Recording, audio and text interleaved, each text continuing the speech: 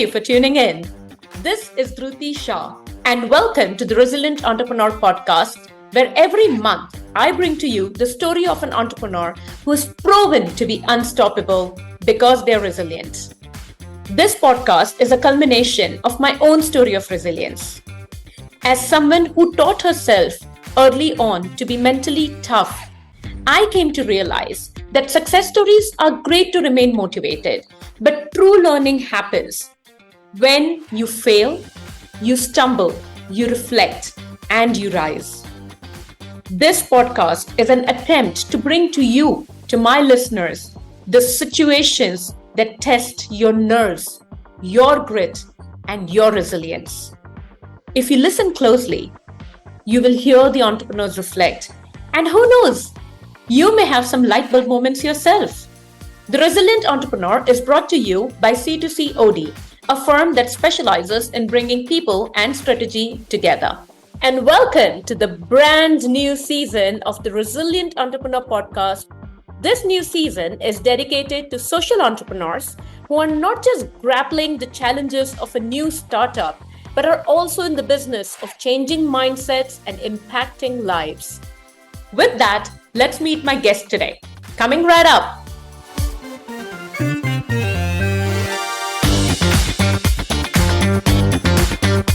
Welcome back to the final episode of Season 2 of The Resilient Entrepreneur. We are wrapping up this season with an inspiring guest whose work truly embodies resilience and innovation. Today, we are joined by Akshita Sachdeva, co-founder of Trestle Labs, an AI tech company transforming access to education and employment through groundbreaking inclusive tech. Akshita, alongside her co-founder, Bonnie Dave, started this incredible initiative at a young age with a vision of making information accessible for all, especially for those with print disabilities like blindness, low vision, and dyslexia. Their technology suite, Kibo, which is knowledge in a box, uses advanced artificial intelligence, optical character recognition, and translation to unlock printed and handwritten content across 60 global languages with a strong focus on Indian, Asian, and African languages. With accolades including the National Award for Best Applied Research from the President of India, MIT Solve, and the DBS Foundation Social Enterprise Award, Trestle Labs is truly making a deep impact in the community. So, without further ado, let's welcome our guest for today's episode, Akshita Sachdeva. Hey, Akshita, welcome to the Resilient Entrepreneur podcast. So excited to have you here. Thank you. Thank you so much, Dhruti, for having me here. Absolutely. So, let's dive straight into what's your journey been like, Akshita? Um, the journey of 7 years is hard to be, explained in a couple of minutes, but I'll try to do that. So, the journey started actually in 2015 when I was a third year college student. I was studying computer science, and I happened to develop a college project for the visually impaired community, which was a hand glove. And that had a camera so they could just point and it would read and describe things. It would help them navigate with obstacle detection. So those are some of the things that I built early on that paved way into what I'm doing today as the co-founder of Trestle Labs, where we are on a mission to make education and employment inclusive for persons with visual impairment, blindness, and dyslexia. Wow. And on the way, we have developed our AI-powered patented technology suite that sort of serves multiple other use cases in the intelligent document processing landscape. So we are now working with corporates, governments, banks, and other industries to be able to solve some of their pressing challenges with the tech that we have. While we continue to empower the community of visually impaired individuals that we are empowering with our product called Kibo. So Kibo, which means Kibo, that's knowledge in a box. It's an acronym. And Kibo just helps you listen, translate, digitize, and audiotize anything, any printed or handwritten content across 60 plus global languages Fantastic. primarily focusing on Indian, Asian, and African languages. So that's the unserved and underserved language market that sort of Kibo serves today. Yeah, and I'm glad you hit on that note because it is such a noble idea in terms of what you're doing. It is truly phenomenal, and this is truly a social enterprise from that point of view. Are you limiting yourself only to India, or do you have presence in other countries as well?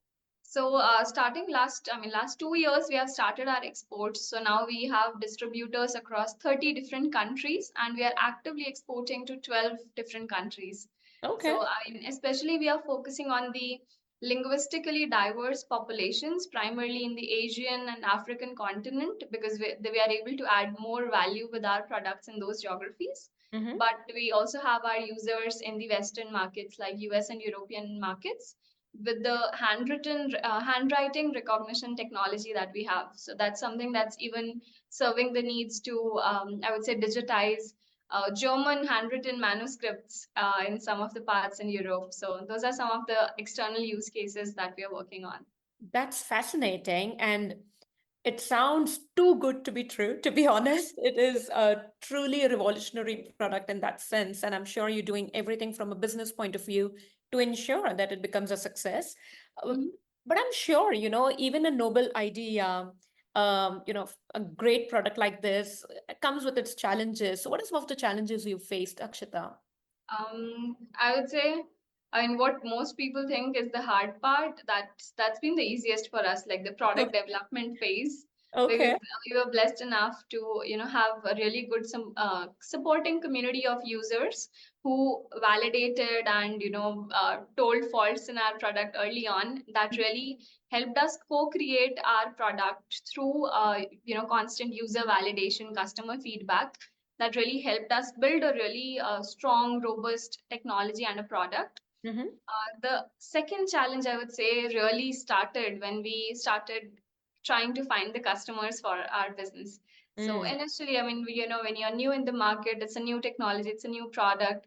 People really want to, know who else has tried it. So Yep. that sort of became like a challenge initially. Mm-hmm. I remember when we used to initially go to our first set of customers, especially so when we launched our product Kibo in on January 4th, 2018. The first 6 months we ran like a 6 months pilot with one of the NGOs, National Association for the Blind in Nashik, Yep. and it was actually a paid pilot. So I mean, when we say that Kibo has been profitable since day one, we even had a, I mean, even a lot of people have to do free pilots. For us, we were lucky enough to have a paid pilot commitment Mm. from one of the biggest universities in India, like YCMOU, which is Yashwantrao Chavan Maharashtra Open University. Mm-hmm. So they were our first believers. They said if this technology works like for a 6 months pilot, we'll pay for like the first 7 units that you sell. And that was like the first get go. We had money, and that's when we realized, okay, let's open a bank account, let's get started. And Yeah. the 6 months were like they went like anything, and then a lot of we started getting a lot of inbound requests. So Okay. we like first customer in the university sector was also IIM Ahmedabad. We supplied I think 12 units between August to November 2018, like after the 6 months pilot, because everybody was happy that this is the only product that can cater to English, Hindi, and Marathi, Oh, because yeah. all the other products that were out there in the market would only think of Latin based languages like English, French, and others. This was the Interesting. only product that could do Indian languages, handwriting, and everybody just wanted to grab a piece of it. So we supplied the first 12 units as a paid pilot, post which we spent next 8 months, which was I would call it the third challenge in our journey, to build the scale manufacturing capacity.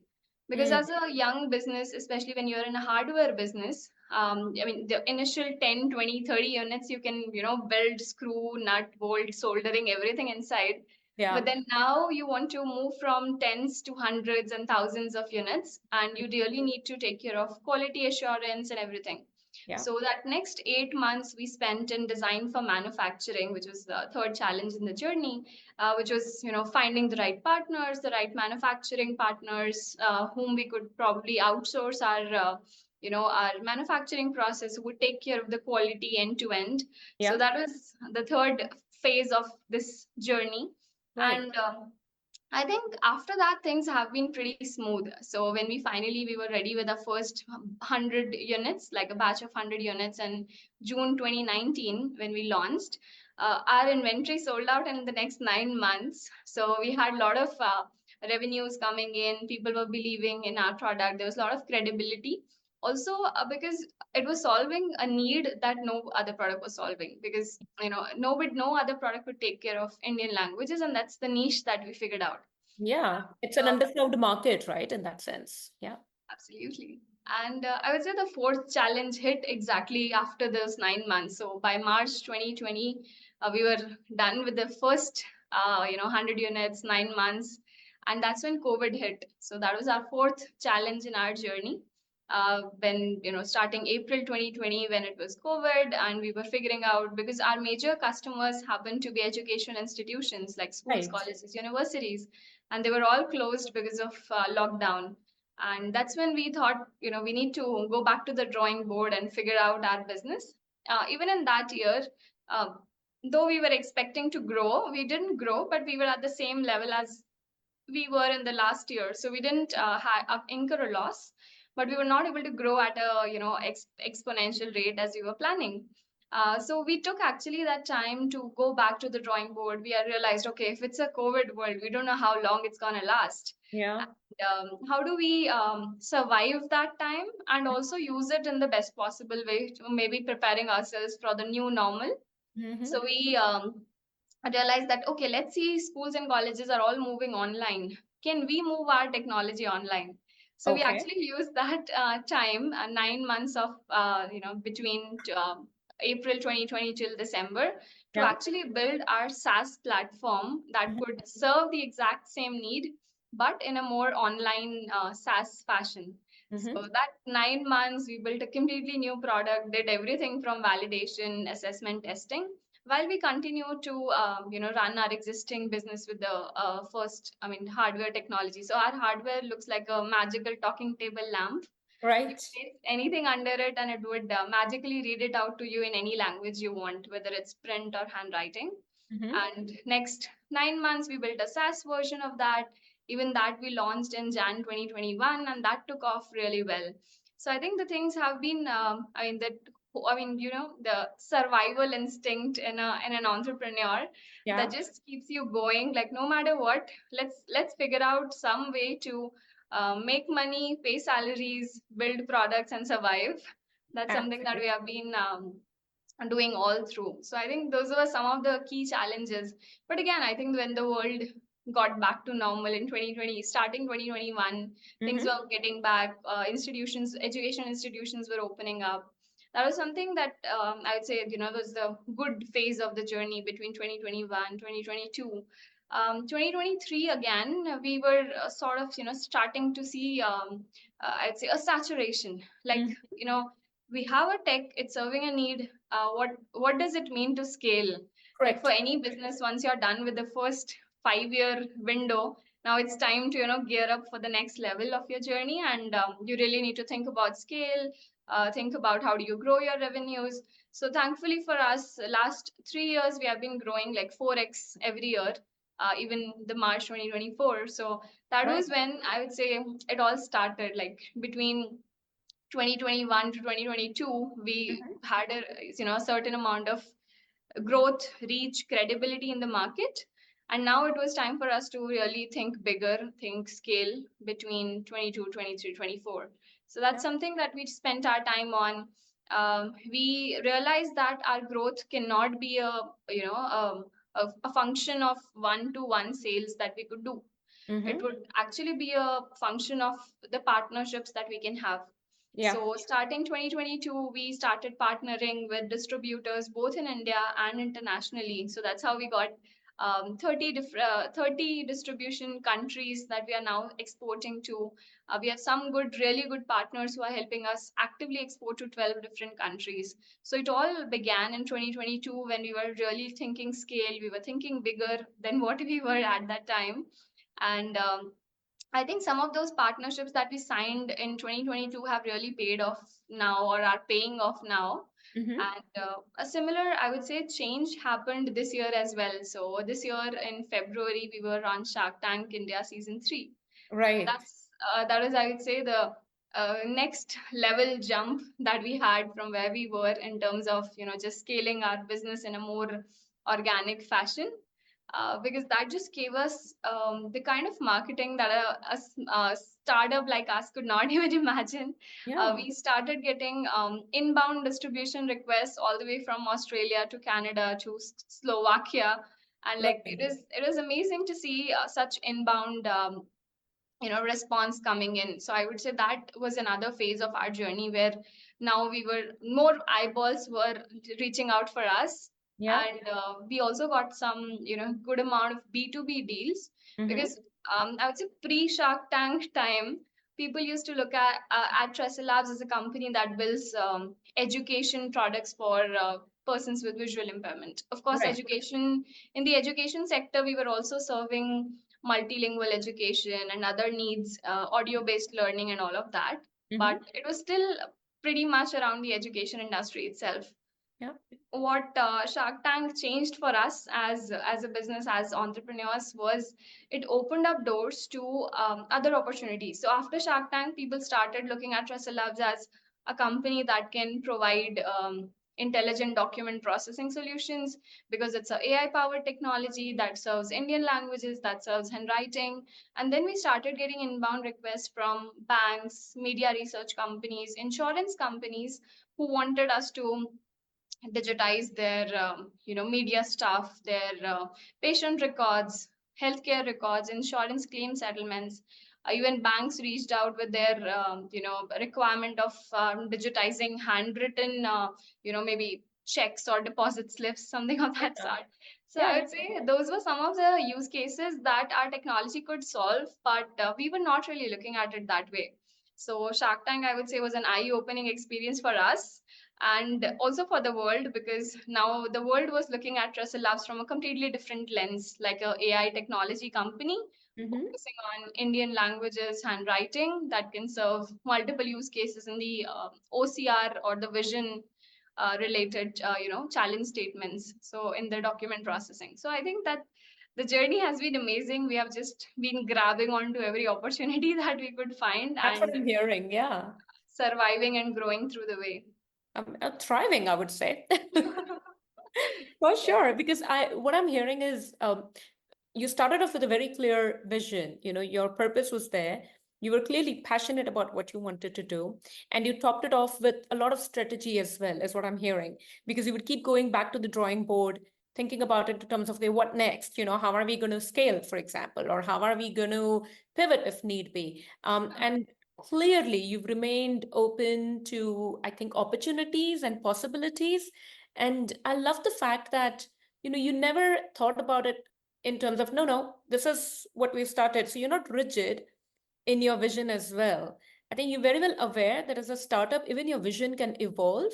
And I think that, again, kudos to you in terms of being able to think like that. And I'm sure that it's been great. It's going to be great going forward. But Akshita, was there ever a point where you felt like I'm going to throw in the towel, like I'm calling it quits?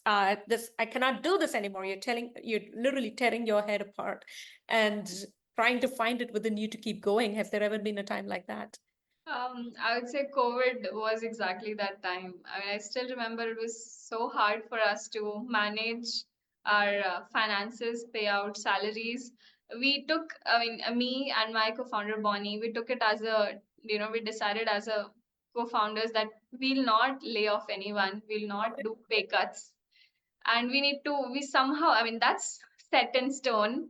Now how do we build on top of it? So I think that was the most troublesome time. Like, we were really figuring out education institutions are shut down, we have to pay salaries, we don't want to lay off anyone because we love our team. So Yeah. how do we really do this? I would say that was a moment, and we just discussed with each other, and we figured out that we need to find out a way. I mean, we have been doing this for the last like 3 years. We should be able to do something, and that just kept us going. Another such moment I would say was also like before COVID, when we were just starting out with the first sales. So now we were like, when in June 2019, when we launched our products, we were like Mm-hmm. really excited that we have the next big thing, and we should be like, customers should be lining up. But Yes. it never happens that way. So it's like, the first, I would say 10, 15 customers. So, I mean, we started working with IIMs, IITs, just to build that whole credibility piece in our business. Yeah. So Yeah. when we reached out to them, someone, or even other institutions, maybe government sector, government central universities, state universities, we would always get that thing, we just have one visually impaired or five of them, should we really invest so much? And then we were like, okay, what do you want? They said, we get so many students from different states of India, so can it also translate, or can it give me audiobooks so I don't have to buy audiobooks from outside? So I Mm. think those were the moments when we actually said ki, we built something, we feel the world needs it, but then customers are telling us they just have 2, 5, 10 visually impaired students, and they don't want this. And it was so disappointing. So there was a time when we were like, okay, we built something, we spent 3 years on this, and then we were like, I mean, how do we go from here? So there was a time when we were like really struggling between choosing impact and business at the same time. Like, Yeah. okay, we are doing something impactful, but as a business, if no one wants to buy it, how will it make business sense? But then, and that was the time, like we were like, why did we even do this? Like spending 2.5 years of our life trying to build something, only to hear that our beneficiaries and customers are different. So while our users would be visually impaired students, but eventually the payer or the one who has to pay for the service, like the customer, is Yeah. not willing to do that. So that early distinction that our customers and our users are different, and we need to, while we serve our users, we need to attend to our customers' needs. Yeah. And so that was a disappointing time, but we again went back to the drawing board. We said, okay, what do these customers want from us? Okay, Mm-hmm. they want translation. Let's build and spend some more months, build something that could translate books, so they could keep a Bangla book, hear it in Hindi, or maybe keep a Sanskrit book and hear it in Tamil or French or even Spanish for that matter.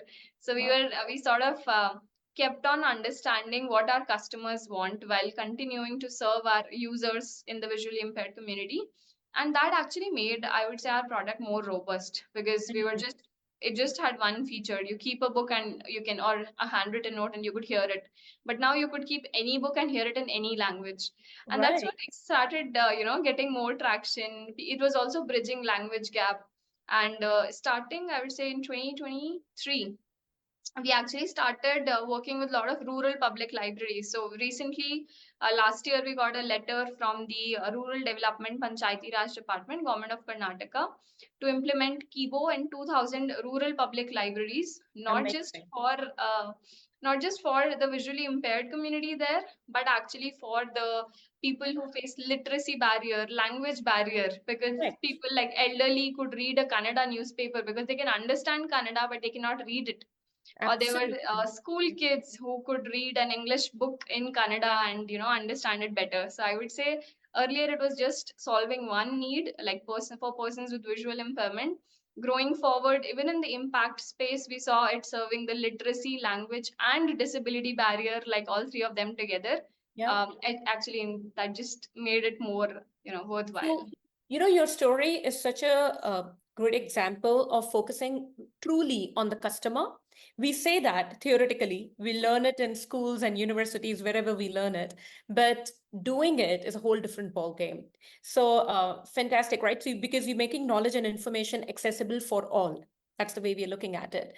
And what keeps you going? Do you have any success mantra where you say that, okay, This is what I go to. Besides the whiteboard that you keep going to for your strategy, what else is your go-to thing, to keep you going? I would say two things. First is, of course, the user stories that we create. Yeah. Like every now and then, someone would, call us and like recently, if I were to share some examples, Yeah. like Professor Abhishek, he teaches in like Delhi as a Mhm. professor, and he calls us and he's like, till last year, I was asking my colleagues, can you check my handwritten answer sheets of my students because he's visually impaired, and he's like, this year. I have checked all of mine and I'm asking them, hey, do you need help? Lovely. And I'm so happy today. And he was so excited. And we draw energy from all of those instances where our users. So there is Miss Nandita. She's a lawyer. She's India's first visually impaired notary. She's based in Nagpur, and she calls, telling how before Kibo, she was only able to process, let's say, 2 case files per month. After Kibo, she's able to do 15 to 16 files. And and that just makes me so happy about the use case that we built around translation, because she's like, I get English to Marathi and Marathi to English translations for the High Court, because she is a pleading lawyer at High Court. She's like, I can easily translate and submit it for them. So I mean that translation bridge as well as accessibility bridge is done for her. I mean, being a visually impaired lawyer. So I think some of those really good instances of students clearing IAS exam, becoming IAS officers with having Kibo with them.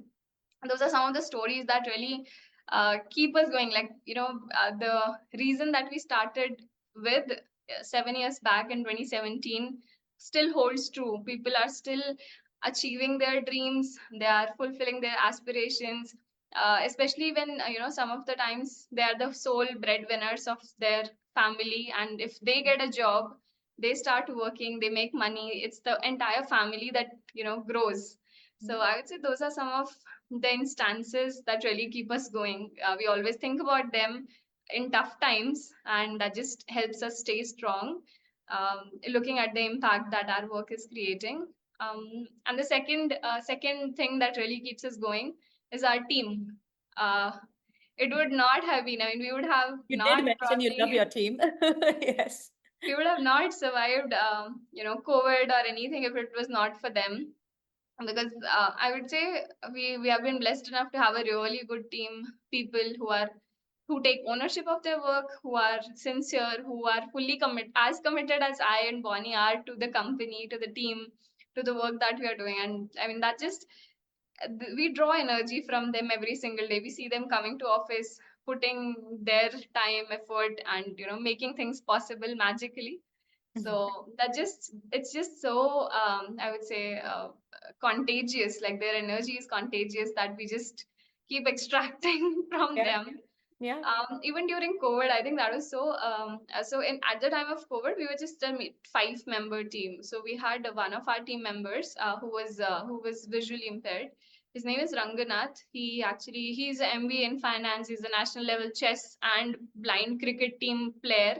So he's all of it, and he worked with us for like 4 years at Trestle Labs. And I still remember, like, when we gave him his offer letter uh, for a full-time role, we asked him, okay, Ranganath, what was the next thing you want to do? He said, I go back, I'll tell my mom, you don't need to, work in the factory. I can take care of you and my grandmom with the salary that I make. And in fact, during COVID, his mom actually got laid off from her job. So Hmm. he was the sole breadwinner of his for his mom, his grandmom, himself, taking care of vaccination and everything.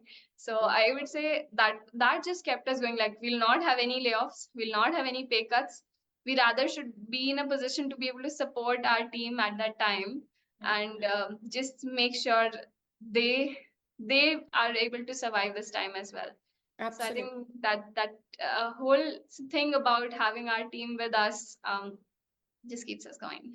That's fantastic. And of course, you and your co-founder, Bonnie, I think the two of you make a great team as well because I've seen you in action. So I definitely can vouch for that. Do you have any daily practices or rituals that you follow as an entrepreneur that keeps you resilient? Mm. I think some of them definitely. As I said, we draw energy from our team. Of So the course. first daily ritual starts at 10 a.m. So we Mm-hmm. actually get on a call. We have everybody, like entire 15-member team that we have now. So we have everybody on the same call, like for half an hour. Everybody is just for 2-3 minutes. They are sharing, what's the plan for the day and how are they gonna plan the entire day around it. So Mm-hmm. that just pools creates a big pool of energy Yeah. that everybody can share, and that's how we start our day. Even like we end the day around 6 p.m. where we catch up again, like a wrap up call. We want to understand how the day went, if there were any challenges, if there is any dependency on somebody else that we can solve. So I think that pooling in the energy from within the organization really helps us stay resilient. Mm-hmm. As a team between me and Bonnie as well, I would say we are like yin yang. We are like completely opposite. So for me, I'm a driver, like highly on take a risk. If there is an opportunity, just pounce on it. And Bonnie would be the that integrator kind. He would be like, okay, let me understand the situation, let me analyze everything, let me do risk calculation so that I can tell Akshita not to pounce now. Once I have done my analysis, then she can go. So Right. I would say we are like a good business chemistry in terms of having that opposite the personalities, but Mm. that really helps keep me in check and also pulls him forward when he is stuck at a point. So we are Right. able to move together as co-founders and also bring keep our team together. So I think that's something that helps keep a balance in our personalities as well. Amazing. So I'm hearing a lot of, clearly the purpose, clearly the passion, as I said before, but you're also guided by your values, that, in that sense. So I think that's where your people, your co-founder, your customers, the end users, the stories that they have, all of that is what really keeps you going. And I hope, and I'm sure you have miles to go, hundreds and thousands of miles. So I wish you all the very best, Akshita, to you and Bonnie both. I'm sure you'll do great. You're making fantastic impact and you're creating an ecosystem of winners in that sense. So thank you. Thank you for doing that. It's been a great conversation. Thank you so much. Absolutely. I mean, thank you for taking me through this journey. I mean, I loved recalling all of this, and I'm so happy and energetic right now. Way to start your day. Your week, actually. Yes. Fabulous, Akshita. Thank you so much. Thank you so much. Bye. Bye.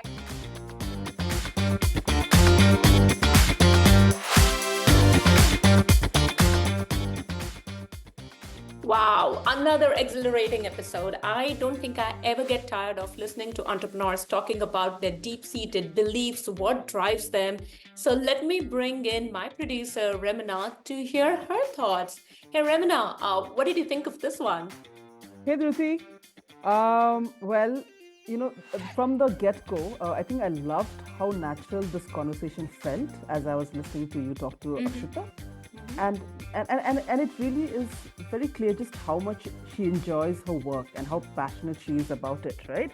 Yeah. Her energy is very contagious. I'm sure you felt it. I felt it Oh, yeah. definitely. And all of that really definitely reflects in her success. From day one, her business has been a hit. So that really says it all, Dhruti, for me. Yeah, and she has this sense of calm around her, Mm-hmm. and she's wise beyond her years, is what I feel. To be Yeah. honest, Yep. it's fantastic. As I was listening to Akshita's story, I think just from a business perspective as well, what really stood out for me is just how customer centric her entire vision is. Mm. She's always, her business is always evolving. She's adapting to new technology when needed, and her passion, this is such a great example of how you're driven by your purpose and passion. So her passion for making education and employment accessible for people with visual impairments, I mean, that is really inspiring. And it's incredible how she turned what was a college project, right, into a Mhm. thriving business grounded in such a deep understanding of an ever-changing market. And that really stood out for me. So kudos to Akshita, Bonnie, and the team. and from the entire team at C2COD, and from all of us here at the Resilient Entrepreneur podcast. Akshita and Bonnie, we are rooting for you. So kudos to you guys and wish you all the success that you so truly deserve. And with that, we wrap up season 2 of Stories of Resilient Social Entrepreneurs. What an amazing journey of resilience it's been. We hope these stories left you inspired and ready to take on your own challenges. Now we want to hear from you. Which story from this season resonated with you the most? Let us know in the comments or drop us a message. The details are in the description below. And while you're at it, tell us what other kinds of resilient stories you would love to see us explore next. All right, folks. Until next time, this is Dhruti Shah signing off. Stay inspired, stay resilient, and we'll catch you in a brand new season bringing different entrepreneurs from across the globe. Take care. Bye-bye.